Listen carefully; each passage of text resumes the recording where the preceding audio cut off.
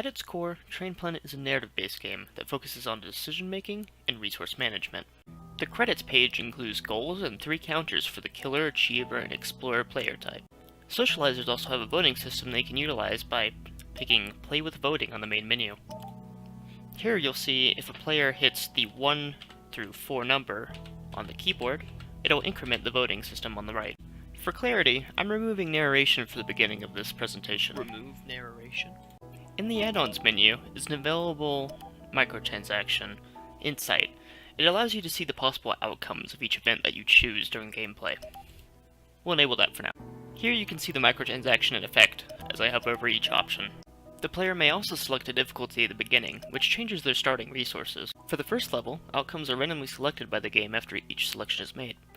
The core gameplay is picking between options to stock up on resources and being prepared for when negative effects roll around.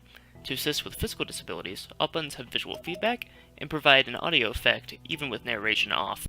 Background music also plays for ambience. Here we reach the first puzzle of the game, implemented for the casual gamers. You'll note that the buttons are cyan and red to avoid most color blindnesses. Text options also switch between gray and yellow underline to avoid the same problem. The game is played with mouse only, and is essentially paused in between decisions, so one-handed players can play with ease regardless of their dominant hand. As the leader of the group, you must provide the socially significant solution of keeping everybody safe. Here in the second level, you actually have 4 different choices of how to resolve this conflict with the raiders, which appeals to the conflict resolution alternatives for female players. Lastly, if you select the jumpstart option in the previous slide, you'll be given a challenge that caters towards isolation of stationary targets here. Now here I'm going to turn narration back on and disable the background music so you can hear me a little better. Narration. Now you'll be able to hear that buttons and narrative prompts have audio. You and a few others search house. Seems like the train needs some assistance starting up for departure. Bottom right. And so do is puzzle elements. Top left is off.